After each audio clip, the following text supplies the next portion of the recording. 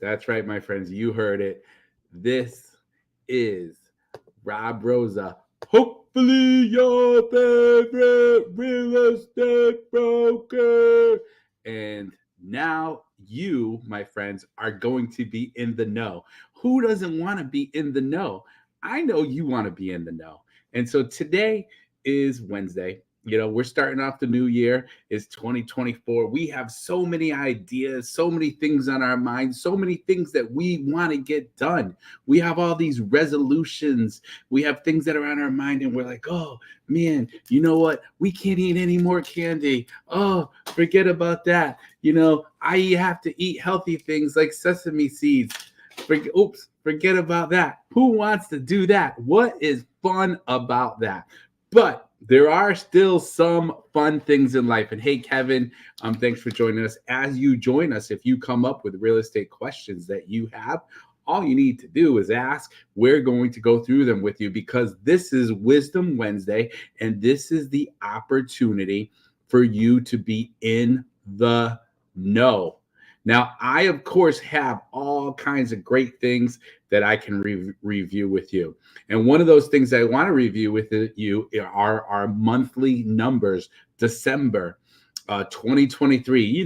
Back in the old days, back in 2023, we can talk about, well, what happened with the real estate market. We are going to focus on Harford County, but I have Talon County, Windham County, Middlesex County, Litchfield County, New Haven County, New London County. I have the whole state of Connecticut of information, and even other neighborhood states that I can share with you.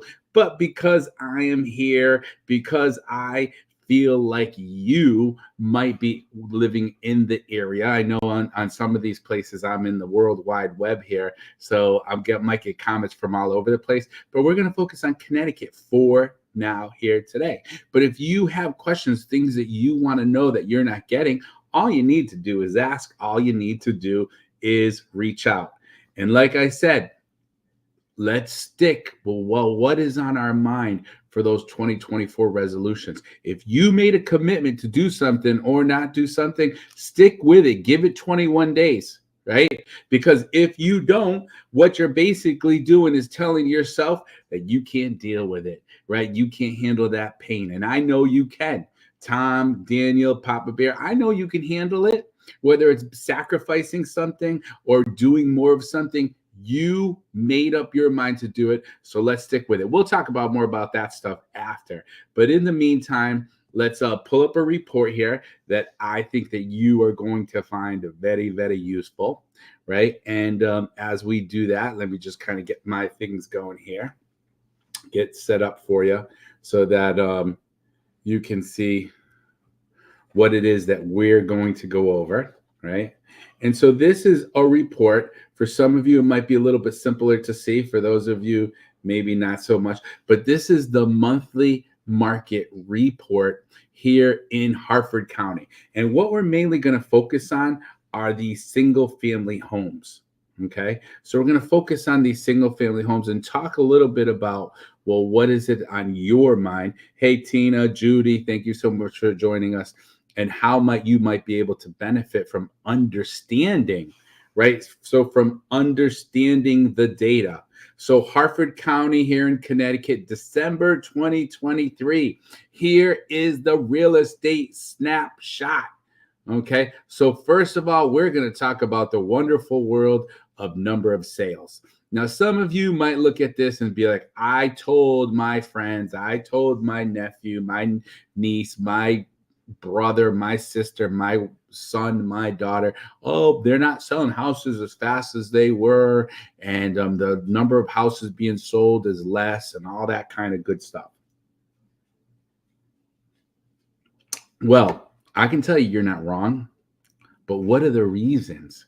I can tell you that the reason why, in comparison from December of 2022 to compare it to December 2023, number of sales are down 9.74%, is because we don't have enough houses to sell. Still to this day, believe me when I tell you, we have plenty and plenty and plenty of buyers. So the reason why the houses are not selling as fast, or there are less number of sales, is because we don't have enough homes for sale. Now, we did have a slight increase. You can see there, right? We had a slight increase of 1.31% of new listings in comparison. But you know what? It basically amounts to nothing. When you're used to getting 500 new listings a month, not me in particular, but like the total area, 500 or 600, and you're down to 300, it's kind of rough. And the same things with days on market. Days on market were even minus 14.29%. But if you look here, well, what do you see? Your numbers, median sales price, that is that middle number, right? And thank you so much, Alejandro, Plants JB, for joining us, Mark. And please feel free to give me your 2 cents. Here's your chance, my friends. You don't hear that from everybody, right? But I am more than happy to hear about what your 2 cents are, right? You don't hear that very much, but I can tell you, I'm happy to hear what are your 2 cents. Okay, so here we go. The median sales price is up 18.64%, right? And the average sales price is up 20.49%. So I can just promise you that in central Connecticut, there's no bubble bursting right now. And I'm talking about probably I can give you, these are the numbers for like 75% of Connecticut, because most of the other regions is the same thing here in Connecticut. Sometimes there's fringes and there's different things happening, but for the most part, my friends, the sales price is up for median sales price, single family homes. The average sales price is up. The sold sales price or sold listings is up, and average list price is up. So the window is still open. I have to be very, very honest. And I was maybe telling some people last summer, hey, you know what? You need to put your home on the market now because the window is starting to close. And I truly believed it, and I still do believe it. This wonderful world for sellers, it just is not going to last forever, my friends. Hey, Lawrence, thank you so much for joining us. And of course, anybody who's watching, yes, of course, I appreciate likes and shares to keep the conversation going. Susie, Stacy, Josie, thank you so much for joining. But, this isn't going to last forever, my friends. So if you have a property and you're thinking about selling it, now's the time to just give me a call, especially here nationwide. Right, nationwide, because I can help you, right? But now's the time to reach out and start making things happening. Otherwise, and I'm not trying to give you that salesperson baloney, it's just that how much longer can this window stay open? All right, so let's get a little deeper into some of the numbers so that you feel more comfortable with some of these numbers, right? The market summary. So if we look right here at month to date comparison, right, between 2023 and 2022, and then year to date as well, right? You're going to notice new listings. Overall, year to date, we're down, right? In 2022, we had 9,150 new listings. You can see that number all the way there to the right, right? 9,150, right? At the same time, you see here sold listings 8,192. Well, look what happened for 2023, down about 20%. New listings and sold listings. And that made it kind of tough, my friends, right? That made it kind of tough. So if there's that opportunity for you to try to make a move on things, now is the time to do it. And there's those numbers right there. All right. Now, median price, once again, is up. Median sold price is up, right? Median price is up. Median sold price is up. Average sold price is up.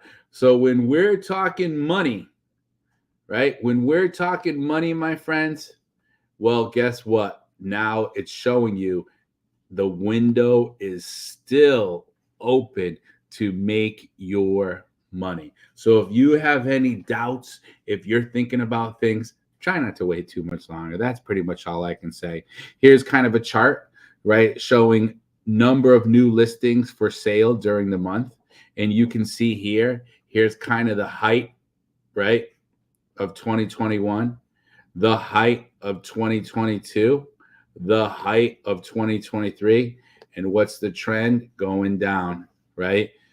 New properties for sale, because really, since that wonderful world of everything that happened in 2020, it just seems like people, unless they're having a life event, meaning someone passed away, someone was born, someone lost a job, someone got a great new job, someone wants to relocate, someone wants to retire, it just seems like people aren't willing to make that move. And those interest rates have something to do with it as well. But you can see overall the trends are about right, and the overall trend for these last 3 years is down. Okay, but what's the overall trend for money? Right? What's your overall trend for money? Up, up, up, up. Okay. Average sales price, average list price, 6-month moving average compared. So list price compared to average sold price of homes, you can see has gone up. Okay. And that's again over the last 3 years, right since January of 2021 is where these numbers are being tracked from. Okay. Now, if you want to take a look at, well, what's the hot range? And here they are, right? Here's the hot range. These two homes between 200,000, if you can find one, and 499. Okay. This is the hot range of properties that are listed for sale, and they usually go quick if they're priced correctly. Hey, Stacy, Margarita, John, Sherry, appreciate you joining us. Okay. We're talking about what the market looks like in most of Connecticut, Hartford County in particular, right? Average sales price per square foot. So this is in Hartford County. And you can see here if it's a $300,000 home, right? Average sales price is right around $200 per square foot. That's up slightly. And each one of them is up from the previous, except for the 0 to 99,000, right? Except for the 0 to 99,000 mark right here. The rest of them are up a little bit higher, a little bit higher, a little bit higher, a little bit higher of the previous 12 months price per square foot compared to the previous 12 to 24 months. Supply of inventory. Basically, what we do is we say, okay, let's take the whole number of all the properties for sale and divide them by the number of properties sold to get the month supply of inventory. Now, believe it or not, okay, which would be like way, way up here to the right, a balanced market, I have been told by more than one person, is usually about 8 to 9 months supply of inventory. If we were to take all these previous years, that's what we would find.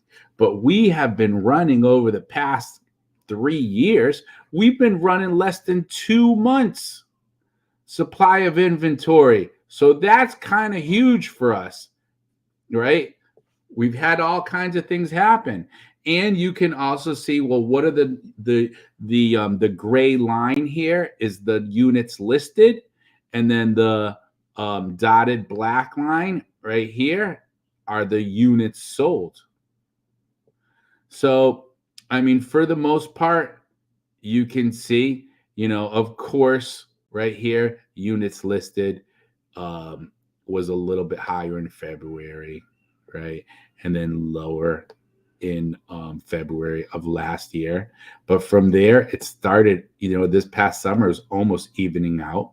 And even in the month of December, it was pretty close to the units listed versus units sold. So that's some info for you as well that you probably want to consider as you're starting to think about things and what's going to be best for you and what decisions you want to make for your property. All right. And so lastly, we got a little point here. Start your story with us. We know ultimately that every property has a story, my friends. Right. And so even me, Rob Rosa, right? I got a little story for you, right? I like to, kind of share quite a lot with people and maybe even try my best to inspire you a little bit. And so that inspiration is really not about, oh, you need to buy or sell with me and that's the thing and all that good stuff. No, it's really all about, hey, what are you doing to grow? What is your plan over the next few months to grow as a human being? And so I encourage you, I in fact challenge you to write down two things, write down three things. Can you write down three items that you think will help you grow as a human being, that will help other people, that will help you, your family to get to where you want to get to? And you might say, oh, yeah, I got them in my head. I was telling my team this morning, oh, they say, well, I got it in my head. No, that's not good enough. Write it down. Look at it in the morning. Look at it in the evening. Grow a strong passion for it so that you can really make it happen. And so that when you're sitting here, at the same day, same time, January 3rd, 2025, you're like, wow, you know what? I made it happen. I made a difference. And, we don't do things on our own all the time. Sometimes we need help from people, which that's usually the case. And that's okay. But, it has to be created and focused on by you first. It might be losing weight. That's a simple one. We all have that.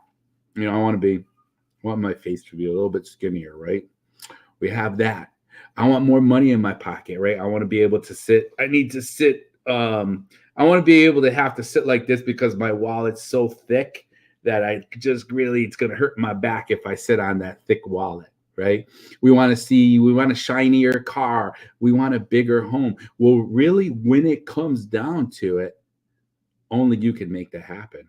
Now, my final and last challenge to you, and I'm only going to talk about it for one more minute, is think about the things that don't cost a penny, because usually the things that don't cost not even 1 cent are the most important things in our lives.